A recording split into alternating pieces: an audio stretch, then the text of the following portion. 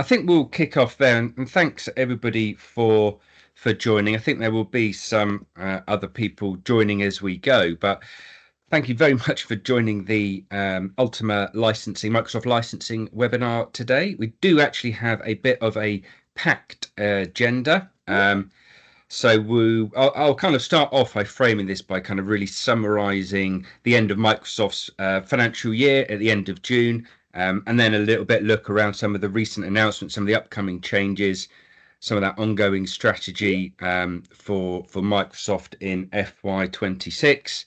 I'll then kind of cover off the importance of what Microsoft are kind of doing in the commercial space around NCE, that new commercial experience, specifically the importance of CSP and the continued development of that. I'll then look to cover off some of the key questions we kind of get asked a lot in regards to Microsoft 365 E5. Should I buy it? Should I not buy it? We'll have a kind of an overall review and summary of Microsoft Copilot, and I'll do a bit of a piece around all of the Copilots actually available as well. We've got Windows 10 coming to end of life in October. So I'll kind of cover off some of the security updates, some of the extended security updates. Again, it's something which we're speaking to lots of customers around, so I'll cover off that.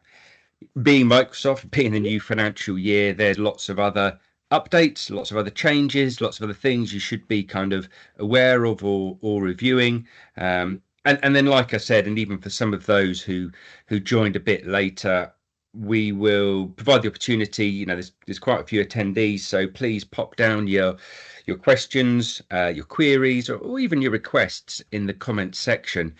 What I'll do is I'll time permitting, I'll try and cover them towards the end of the webinar, but there will also be a poll for you to feedback on your thoughts or kind of questions, or like I say, ongoing requests. It's really important that this is covering off the reason why you've joined. So contact details as well will be made available, and some suggested next steps. But we've run these webinars for a while now, so it's really important to kind of focus in on that Microsoft licensing message, what those updates are, generally covering from a kind of commercial corporate background, but depending on whether you've got 100 seats, 1,000 seats, 10,000, 100,000 seats, some of these changes are going to have different impacts on you. So it's just kind of important to get ahead of them. So we're going to try to proactively tell you where that conversation is at. It is at high level. I'll kind of go down several tangents, but ultimately, it's going to be advisable that all of these changes are going to impact you slightly differently. So please speak to your Ultima account manager or your Ultima licensing specialist, or come directly to me, kind of book in maybe one of the reviews to understand how exactly these changes may or may not impact your organization, and what you can do to either mitigate the risk or take advantage of the available discounts and incentives. So I am going to be talking predominantly around the Microsoft licensing piece and the updates as we covered in the agenda. But Ultima as an all, it's worth bearing in mind, especially if you're not maybe worked with us before or aware of who we are. We are not just a transaction and procurement, not just a fulfillment Microsoft partner. Although it's obviously that's a key area that we do around that kind of secure software procurement, but really we're throughout that whole life cycle of your IT management through to kind of professional services, managed services. We have a huge number of sales specialists and overlays, so we really want to be able to drive that conversation to make sure we're across all of the key technology trends and kind of providing that proactive advice, whether you're buying a laptop or some licensing, or actually whether you're looking to migrate or whether you're looking to have that kind of full managed service, that full outsourced managed service, whether that's network and security or the digital workspace, or what is potentially that key area, certainly for Ultima, certainly for Microsoft, maybe for you, around data automation and AI. So yes, today we're talking about the licensing, and I'll be running through the Microsoft licensing changes and updates and reviews. But please, if there's any of these areas that are of interest to you and your organization, Ultima are around the clock services-led, expert-led IT services company. So please speak to us or your account manager around any of these areas. But let's get on to the crux of the webinar, which again probably be done in around 25 to 30 minutes, depending on time, giving some time to cover off the questions afterwards. So let's have a look at the end of Microsoft's financial year. And when we talk about that, obviously running from kind of the 1st of July to the end of June. And when I say when we review the year, what does that really mean? Well, it's kind of what did Microsoft do when we were talking to organizations buying a large number of licenses? What are the trends that we've seen?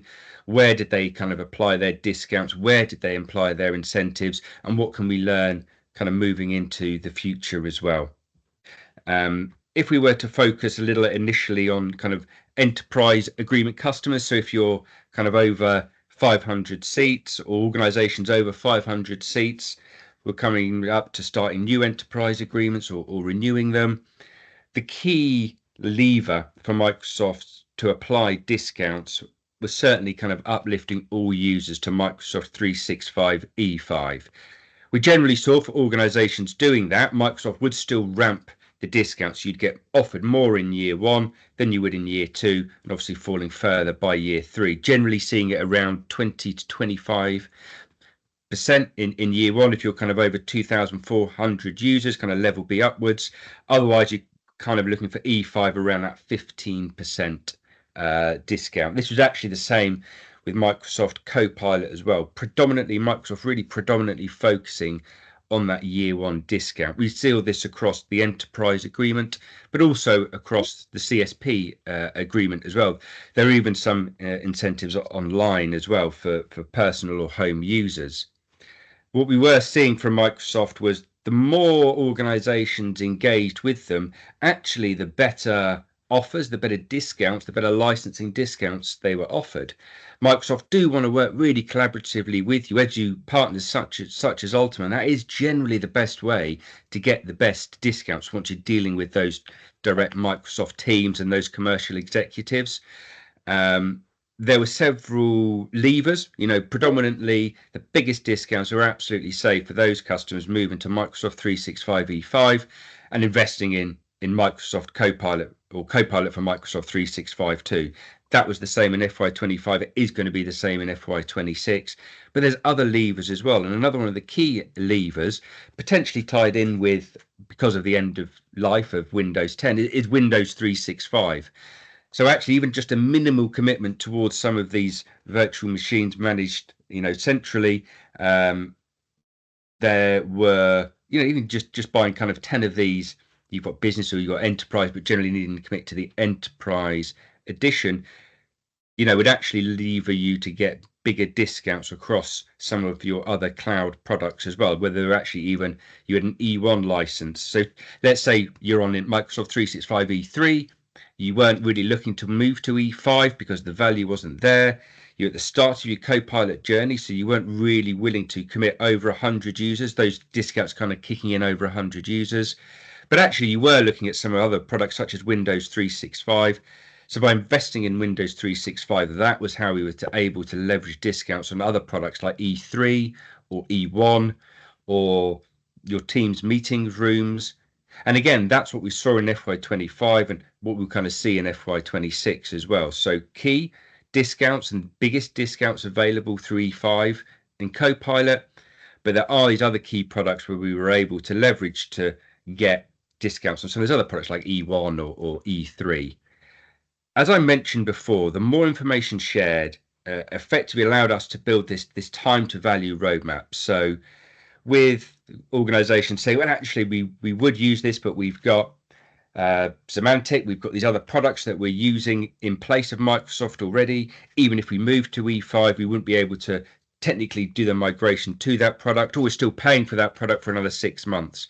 So kind of sharing that information with Microsoft allowed us to create these time to value roadmaps to say, well, actually, Microsoft, you do need to hit a higher level of discount because they're still paying two products. There'd be double license for a particular period, but also it's strongly aligned to funding. And Microsoft were quite good in regards to providing the vouchers, kind of providing 30, 40, 50,000 pounds worth of deployment. But the key point is that with a really strict 6-month usage period. So Once that agreement went live on the 1st of July, you've kind of got 6 months to use all of that funding before it's gone. And there's absolutely no incentives if you're looking to do any of that on premise. So Microsoft have started to continue this out now into FY26, which I'll come on to now. But as I'm sure you've said, I'm sure you've seen there's been some pretty big announcements in regards to what Microsoft are doing and what FY26 may look like. It doesn't necessarily, it's the redundancy. So Microsoft have announced a third round of redundancies. There were two previous. There's a lot of different numbers flying around online, whether you're using a variety of sources.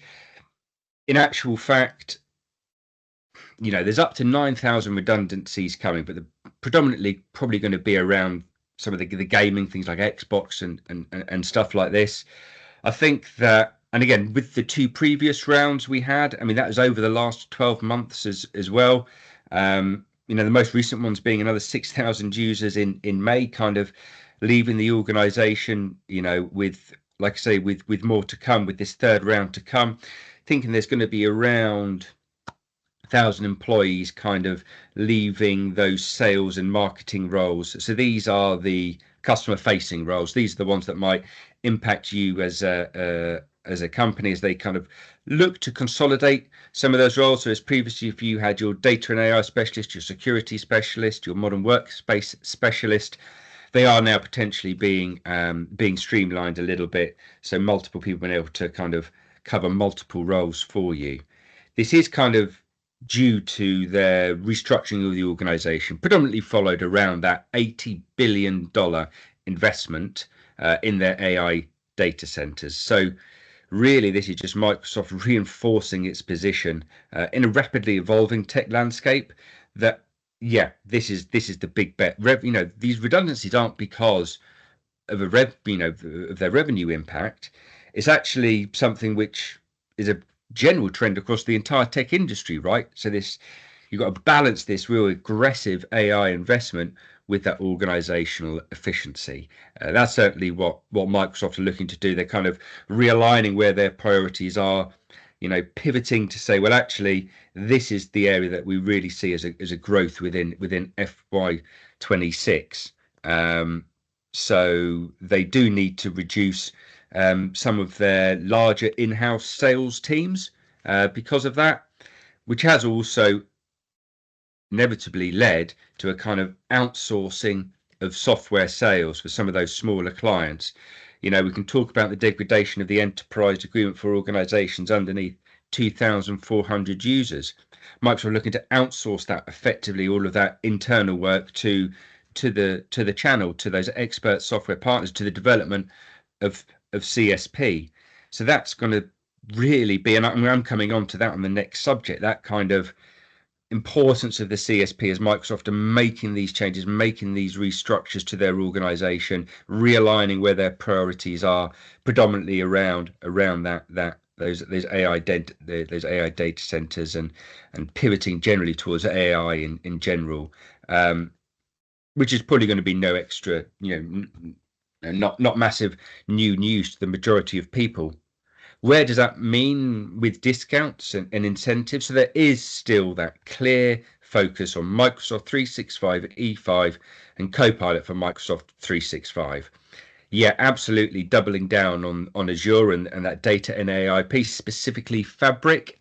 And that's an area which Ultima, for example, have built a whole business unit out where we're actually doing some really fantastic work within that area. I'm not going to talk about that massively today, but being an Azure expert partner, some of the work that we're doing with the data scientists that we're doing within Fabric is really, really exciting. We're actually leading the conversation in many ways, especially if you've got Power BI Pro Premium. You did that per capacity. Microsoft did degrade that. That's basically removed that from the 1st of January and made that migration from premium capacity across to Fabric sound to be very, very easy. The reality is, the pragmatism is, it is not necessarily the case, but that's okay. Microsoft are kind of discounting the cost, providing incentives for you to make that funded move. Microsoft supporting expert partners, recognizing expert partners like Ultima to support customers with that. So those discounts and incentives are still going to be on all those areas that support that AI strategy moving forwards. So a big focus is also on their commercial incentive workshops. So Microsoft have released, I mean, where are we now? The 8th of July. Just in the last week, Microsoft effectively released a new wave of their MCI workshops. So these are basically based on the stuff you've already bought. So everyone's going to be sitting there thinking, well, I've actually invested quite a lot within Microsoft, whether you're a 100-seat organization, whether you're a 500-seat, 1,000, 10,000, you will have made an investment in Microsoft technology. And Microsoft are now going to be putting, especially in FY26, a huge focus on actually making sure you're using that. We're going to see that in some of the developments they've done on CSP, but most urgently, they've basically released all of these new workshops which kind of focus on real world adoption, that kind of migration support. Okay, you have bought E5, are you using all those Defender products, are you using this, are you using that one? Let's make sure that we're actually able to provide that real world migration support, and Microsoft are actually funding that. So one of the key kind of goes to actions is, let's check what you actually qualify for uniquely as a customer. It's going to be based around your domain. So come to Ultima, we can simply check on that and see which of these workshops you qualify for.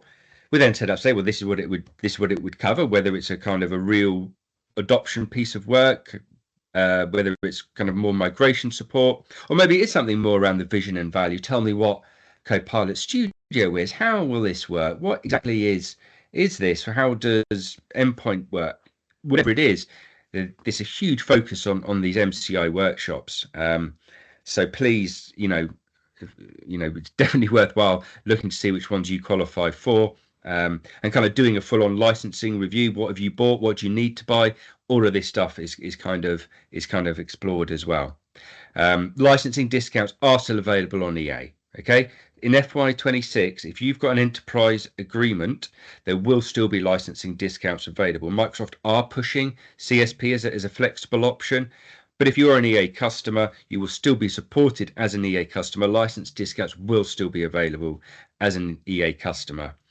Yeah, those MCI workshops, whether you're on CSP, whether you're on EA, you're going to be able to qualify for them. So that's a really exciting thing that Microsoft have confirmed. Moving on to the CSP updates, I mentioned how Microsoft are kind of outsourcing the software sales, and what really does CSP look like? And you will get a copy of these slides. So if you think, the enterprise agreement was the 3-year-long commitment, you need to have at least 500 users. You only need to kind of manage your licenses, once a year at that true-up period. But all of that support was supplied by Microsoft. Anything goes wrong, that 24/7, Microsoft support that, access to all Microsoft products. So where does CSP fit in? Well, it's basically you only need to buy one license to get it started. You can buy it for 1 month, for 1 year, or most recently, you can now start buying it for 3 years, rather than it being transacted and supported by Microsoft.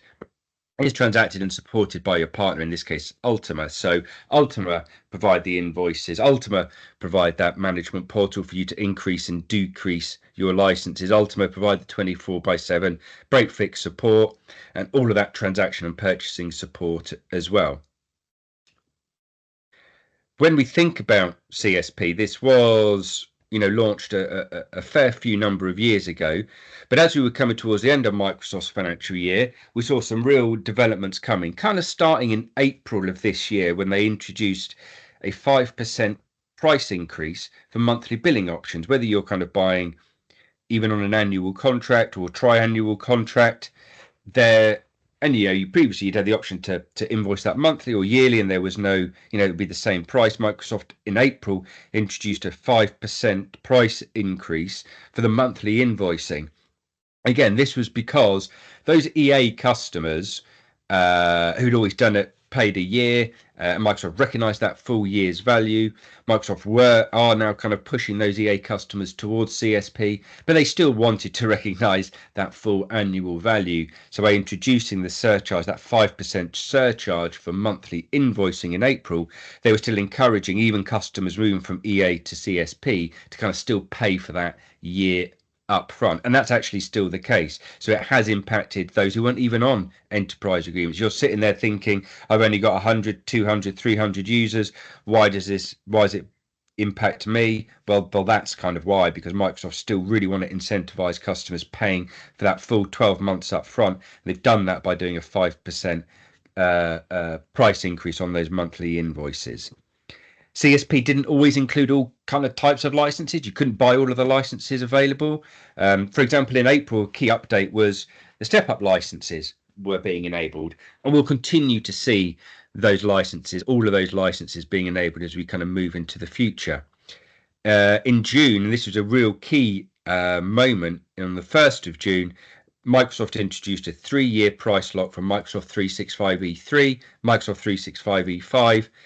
That's the ones with Teams or without Teams. So if you're buying Teams separately, then actually you can do a 3-year price lock on that as well. You know, flexible billing, you could pay 3 years, you could pay that annually, you could pay that monthly, you could pay that up front, or you could, monthly, annually, or triannually. So flexible billing options, yes, the monthly does carry that 5% price increase. But new discounts are available. Microsoft did discount everything for the end of June. There was a Copilot discount that ended at the end of June. The one for Microsoft 365 E5 for new orders, for new users buying it for the first time, and you want to buy over 100 seats, Microsoft have now extended a 10% discount up until the end of December 2025. Even kind of moving into July, we've now seen the 3-year price lock being introduced for the E5 security suites, the E5 compliance suites. So again, we just see more and more kind of billing options coming to CSP, and that will continue. We mentioned about Microsoft kind of shifting away, of kind of recognize that lots of customers have bought E5. So a key part of their strategy, with those MCI workshops, use what you've bought, but also they're introducing this net paid seats ad. So this is kind of reporting available from the CSP portal that says, okay, well, you've bought 100 licenses, 1,000 licenses. Actually, we've seen you're only using X amount. So it kind of gives you that first little bit of optimization, that high level of optimization to kind of direct you on where to look. Okay, well, I'm going to look at that because I've made this significant investment. I've bought the licenses. I can see that they're not being used. And now I can also look to see, well, okay, well, what funding is available to help me to get them to use it, right? So that's the development of CSP with the MCO workshops. It all fits together. In August, there's going to be more security requirements being enforced within that dashboard. Kind of Microsoft had acknowledged there's hundreds of CSP partners out there. Obviously, Ultima are the best, obviously, but some of them are really, really good. Some of them make a significant investment in the portal and the support, which is great. Other CSP partners out there have decided not to do that, not to focus on the value, but just to offer the absolute lowest price. Oh, they've done it for that price. Here it is for a little bit less. That race to the bottom, which is inevitable. It's a competitive landscape. There's hundreds of customers. There's hundreds of CSP partners out there. Microsoft kind of want to get away from that. If they are shifting these software sales to partners, we want to make sure that the right partners are doing the right types of things, supporting them in the right types of way. So they're kind of introducing, and this is going to be really seen from October, just a higher threshold of what it takes to become a new CSP partner. So these partners are going to be mandated with higher security, with better support plans. You must be able to provide a portal.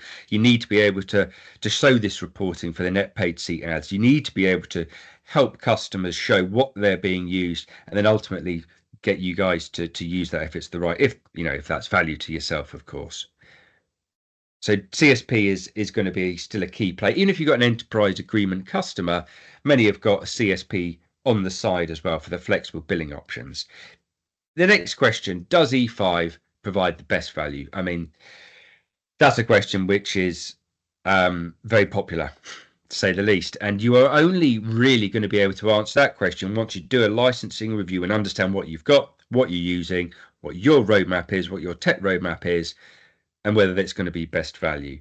You may have seen this slide, this wonderful diagram before. I wanted to put it up here. I kind of use it a lot. And I'm just going to talk about it at a high level, but when you've got Microsoft 365 E5 and E3, and then you buy E5, this on the screen, each one of those boxes, orange, blue, and green boxes, is an individual product that's included within E5. In most cases, you could choose to buy just one of those little boxes. You kind of go, well, actually, I'm buying that box, and that box. And then suddenly you can see all of those dotted lines. There's these mini suites. Once you kind of get to 40-50% of the boxes in your little box, if that makes sense, it justifies to buy the suite. So you need to be using at least 40-50% of the products within E5 for E5 to be good value to buy, right? Rather than just buying the individual components. And you can see that there's mini suites within the suites as well. So Microsoft do make it nice and convoluted for you. But again, doing a kind of a review, plotting out the spots. At what point is that break even? At what point does it become better value to me to buy the full security suite, to buy full Office 365 E5 rather than those individual components? And there's not massively a shortcut. You know, we spoke about time to value. We spoke about that full tech landscape, understanding what your roadmap is, when you're going to get it, what that vendor compete piece is. Okay, you can buy E5, but when realistically you're going to use it. Oh, is there some Microsoft funding or discounts available for you to get there? So it's such like a big, long conversation. But to simplify, it would be start ticking off the things that you're using. And once you get to 40-50%, you realize that some of the value might be there. I mean, actually, if we were to just look at the Office 365 E3 versus E5 apps, those are all of the apps that you get within E3, you know, Word, PowerPoint, Exchange, all of that, some of which you might use, some of which you might not. Microsoft Planner, I think, is great. There are some, you know, Microsoft Loop is actually a fantastic tool, but rarely used, whereas, you know, Viva Insights, Sway, some of the other ones maybe used less. When we look at E5, it's only introducing Power BI Pro within those productivity apps. Everything else is the same. Okay. And plus Microsoft Teams Phone Standard. So really, when we're looking at the productivity suites, you know, the actual desktop apps that users use every day, that there's kind of, you know, visually they see something's new there, right? The other stuff is great, but it's security and compliance. But the stuff that they see and can use is Power BI Pro. So being able, I mean, don't get me wrong, Power BI Pro is really expensive as part of the whole E5. It's almost like Power BI Pro now is approaching kind of £8-9 per user per month. E5 generally is what, £25 extra per user per month. You know, if you were rounding up, you could say that Power BI Pro is almost a third, very generous that, of the cost of E5. So it's a key trigger.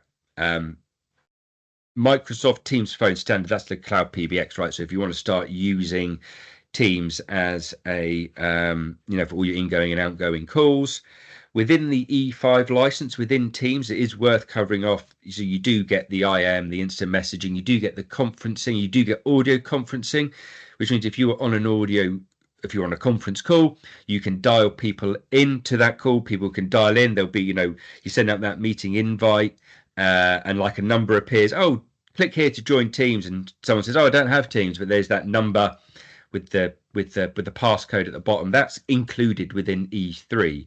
Within E5 is the ability to actually have that full cloud PBX and that kind of manage that full ingoing and outgoing calls. Other than that, it's Power BI Pro. Power BI Pro again, so you know, create those reports, share those reports. Don't have to, you know, you don't necessarily have to share them on standard connectors. You can use your premium connectors, and if you've got a Power BI Pro license, you've got full kind of access. You can edit, create, and do everything that you need from that. Again, you could talk about that, just Power BI Pro, Power Automate, Power Apps, Power Pages, Power Virtual Desktop. That's not included within E5. Copilot is not included within E5. Microsoft 365 Copilot is not included in E5. You do get Copilot chat, but you don't get that full Copilot within Teams, PowerPoint, Excel, within all of those products there. What you do have, another key part of Microsoft 365 E5, as well as Teams telephony and Power BI Pro, it is their security, compliance, and information protection. It's Microsoft Defender and Entra ID.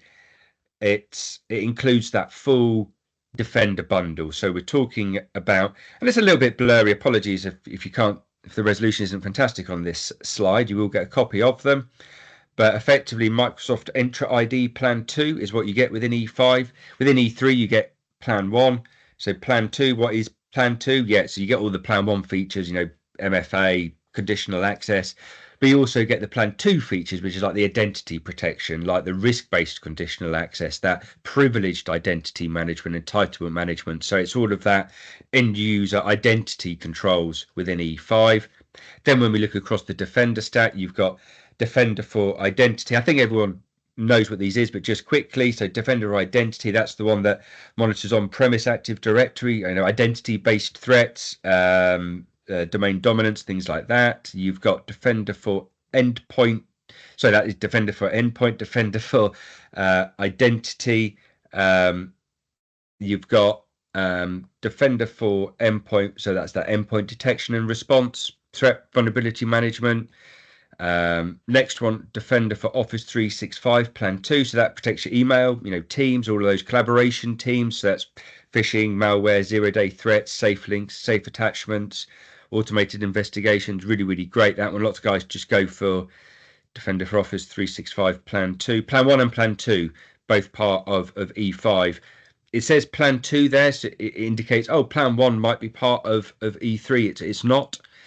So Defender for Endpoint Plan 1, yes, that is included in E3.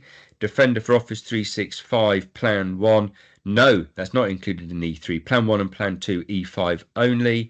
And then finally, you've got Defender for Cloud Apps. So that's visibility and control over your cloud apps usage, obviously, kind of detects risky behaviors or enforces those policies with those cloud apps that you have. So Microsoft really doubling down on that security piece. They see, if users don't need Power BI Pro, it's hard to sell the case if you just don't need it. However, every organization needs strong security, compliance, and information protection. Whether you're using Microsoft is what Microsoft want you to do, but that's why Microsoft are really strategically focusing on this security, compliance, and information protection element around E5. That's why a lot of the MCI workshops, the vision and value ones, are about, because that's a kind of a key trigger. That's something that they can kind of sell the value on to customers, as opposed to just some of the new apps, which are great, but if you don't need them, you don't need them. So Microsoft Copilot updates. There's many Copilots available. There's Microsoft Copilot for Microsoft 365. There's Microsoft Copilot for Sales, Microsoft Copilot Studio, Microsoft Copilot Security, GitHub Copilot. I've put Microsoft Fabric in there just because it's such a absolute critical kind of play, if you like. But there's also Copilot Pro, which is the free one for personal kind of home users. But we're really talking about Microsoft. We're really talking about Copilot for Microsoft 365, right?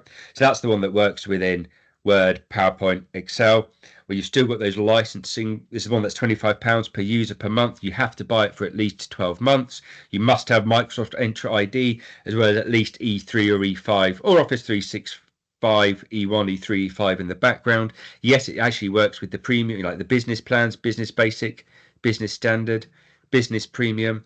By the way, Microsoft have removed, if you're a new user buying E3 or E5, Microsoft has removed Teams. If you're an existing user, you can continue to buy it with Teams. Otherwise, you have to kind of buy E3, no Teams, and then add Teams in separately. If you've got a business, like if you're looking at a business plan, business basic, business standard, business premium, we're expecting Teams to be removed from that. There are no Teams options within that, but you can still buy it with Teams. Even if you're a new user, there is still business premium, business standard, and business basic, including Teams. That SKU is still available. Sorry, tangent. So that's Copilot for Microsoft 365 E5. Sorry, Microsoft Copilot for Microsoft 365 is not included in E5. It's a separate standalone license, but it requires those licensing prerequisites. And actually, it's quite worthwhile looking at Microsoft's timeline. It was I think they initially announced Copilot back in March 23, but it was launched became available in November 2023. Microsoft said you had to buy a minimum of 300 licenses. You had to buy it for at least 12 months. It was £25 per user per month, absolutely no discounts. It's only available for enterprise agreement customers who had E3 or E5 as well. Cut to 2 months later in January 2024, it was now expanded to small and medium businesses. So those were the business plans that could use it. That 300 license limit was removed. You had to buy at least 50, and then kind of move forward to April 2024. Suddenly, Microsoft Copilot Studio is integrated. I mean, actually, that's a good point, and I perhaps just skimmed over that. Copilot Studio is another key product. So Copilot Studio is included within Copilot for Microsoft 365, but just kind of included within Teams, SharePoint, and Copilot. And Microsoft Copilot Studio is where you build, customize, and deploy those AI-powered agents, like build your own agents, so you can automate tasks, kind of answer questions. It kind of integrates with all of your business systems. It's licensed. If you don't have, if you're licensing it just for Copilot Studio, it's like a pay-as-you-go license. So there's no upfront costs at all. You buy message packs, cost about £170 per month, and you get about 25,000 messages. Actually, how those messages are counted, whether your prompt is generating multiple queries, which is actually creating multiple messages, Microsoft are kind of looking at that. But that's what Copilot Studio is, and yeah, from April 2024, it was kind of integrated as well. It is kind of part of Copilot for Microsoft 365. I also meant to say Copilot. We get quite a few questions around GitHub Copilot as well. So that's that tool that helps developers write code faster. It was kind of included within the Visual Studio, but it makes you more efficient by suggesting code snippets. You can buy it directly from GitHub. If you've got an enterprise agreement, you can buy it through your enterprise agreement as well. Sorry for the tangents. Back to Copilot for Microsoft 365. In March 2025, Microsoft effectively announced a 15% discount. You needed to buy at least 10 licenses for that, but you can now just buy one license if you wanted to do that. And that was a discount that was enabled towards the end of June, fully available on CSP and all of these different options.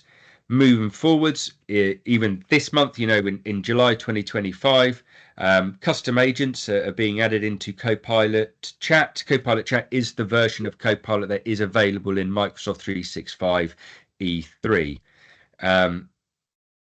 Actually, this is good. So yeah, there is a Copilot agent usage estimator. So I mentioned about if you are using Copilot Studio, you get like 25,000 messages a month, but then, the consumption of those messages, different types of queries. So there is a usage estimator coming just to help you understand exactly how many messages you may be generating each month. Because it's pay as you go, you're paying nothing up front.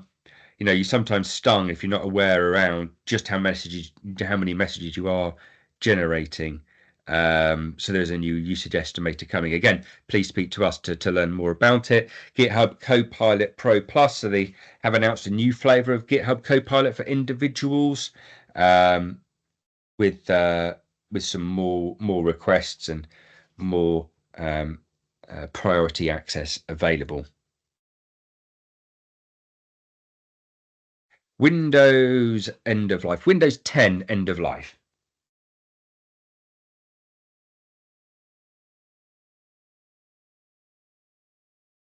So this is something which I was speaking to many organizations about. Effectively on October the 14th, Windows 10 goes into extended support.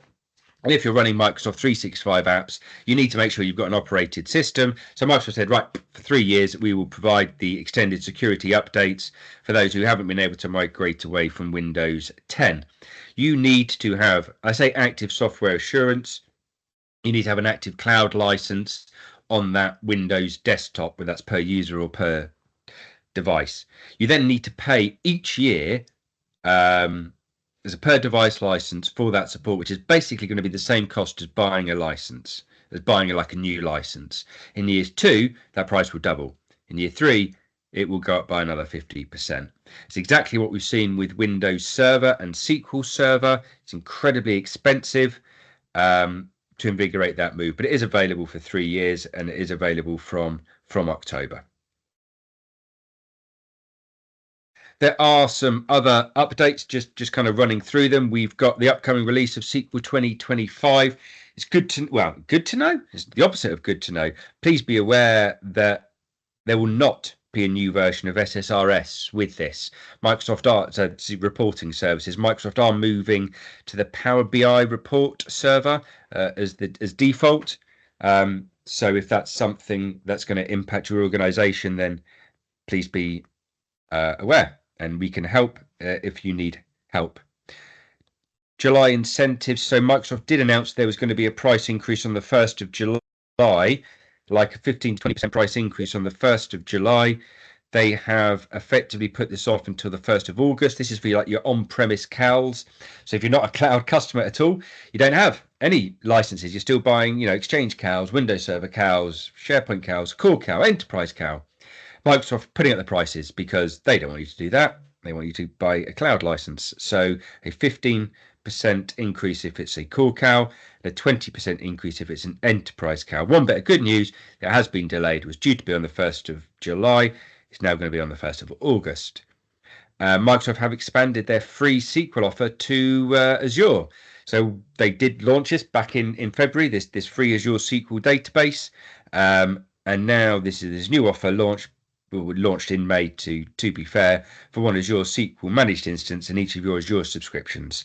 Again, Ultima and Azure Expert MSP. So please speak to us if you need any FinOps or any SQL or any Azure support or advice.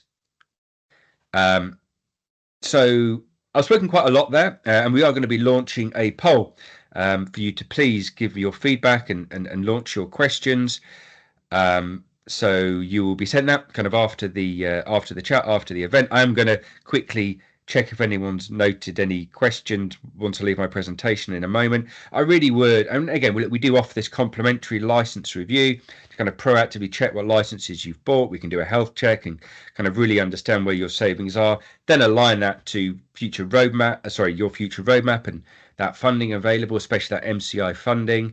It'd be a good what is the complimentary licensing review? Get compliant, get optimized, and then get ready for the future. So that's what we look to do. Overcome any gaps, make sure that you're prepared for the future, and maximize the investment you've already made. But like I say, if you can fill in the form, which will be sent, please let us know if you'd like to have a licensing review, and we can check that funding available for you, or just check your current position. But yes, that brings an end to the webinar. Thank you very much. I'm going to go and try and check if there have been any comments or notes. So let me try and do that.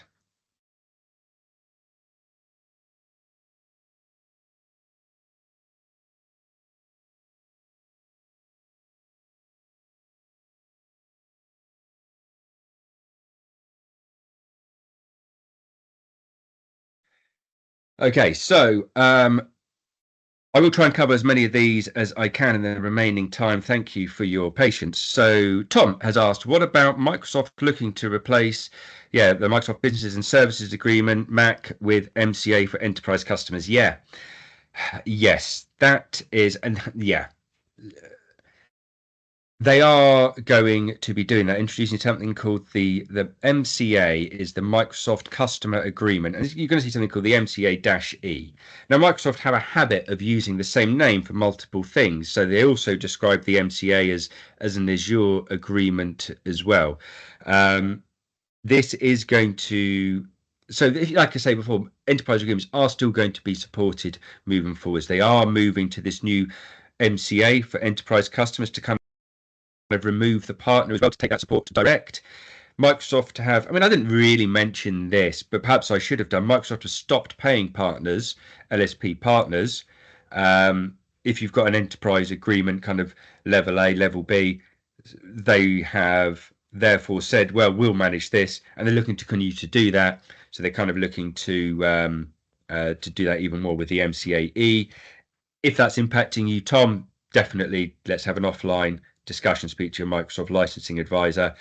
Macs aren't going anywhere. Macs are the Microsoft Azure consumption commitment. And we are seeing some interesting things around that. So Microsoft is saying, well, rather than making that upfront commitment, you're having like an MCA, this customer agreement where you just kind of do all of your Azure payments via there, and you hit a certain amount each calendar year. And Microsoft give you a good price point and an individual and an enterprise type agreement to do that with the management around it. I mean, that's actually such a big question. I should probably go into even more detail. Maybe that's another subject for next month. The next question from Hamid is the CSP called NCE or is it something else? Yeah, great question. So NCE stands for the New Customer Experience. It's kind of Microsoft's name for them ripping up all of their agreements and starting again. But they very rarely call anything consistently for 3 months. So sometimes they referred to CSP, which is the CSP is an agreement, cloud solution provider, the CSP agreement, and it's underneath the framework called NCE, that New Commerce Experience. Microsoft don't use it so much anymore, and you could argue actually some of the new MCA contracts fall under NCE as well. So it's very convoluted and confusing, and hopefully I've added to that confusion. Will you be sending these slides? Yes, we will be sending the slides, and then there's the poll. Yeah. So and then hey Gary, and then is SSRS on the way out? Yes. Please speak to us, and definitely people who know more about SQL than. So John, you okay? Thank you. Yeah. Yeah, just speak to us. We can help it. Right, you just tell me what you've got. We'll come in and make it all make sense. Is the theory? Can you let you know if we can pre-order? No, unfortunately, you can't. Look, I mean, I've actually got a few kind of like notes in the diary. Oh, contact these guys. They want to do it. Contact those guys. Don't forget. That list is getting better. The price list. So it's released in October. We get visibility of the price list 30 days before. We can't transact, we can't pre-order. We get kind of visibility. So at the start of September, we should be able to quote with accuracy. So we can't pre-order, but we can quote with accuracy. Okay. Okay. Okay. That's cool. Yeah, they've probably got a lot of confidence around it. There is on the preview. I always shy away a little bit until we're within 30 days until we get the confirmed. The preview is available, so that's cool. I don't doubt that they can do that, Clark. That's cool. We generally err on the side of caution, so I can quote. We don't call it a pre-order though until we get complete visibility. What is the preview? It's just a preview price list. So it just goes, oh, these are the price lists, but Microsoft reserved the right to change it. Microsoft has said at the start of September they're going to do a poll error. I'll let someone else deal with that. Basically, at the start of September, they go, hey, we need to make sure all the pricing is the same globally. You shouldn't be able to buy a license cheaper in the US or Singapore or Australia or the UK. And so they would say, oh, we're going to have a price increase of 10%. Why are you doing that? Oh, for its global harmonization of price list. So they are going to do that again at the start of September. So it's just awareness of some of these things that make me a little nervous sometimes about quoting stuff too soon. I remember the good old days when we picked suppliers based on the value of the product and barely glassed at the licensing. Now I can see, yeah, yeah, yeah. I agree. What can I say? Keeps me in a job. We're really happy to help. We really want to make this easy. We really want to make it easier as is possible.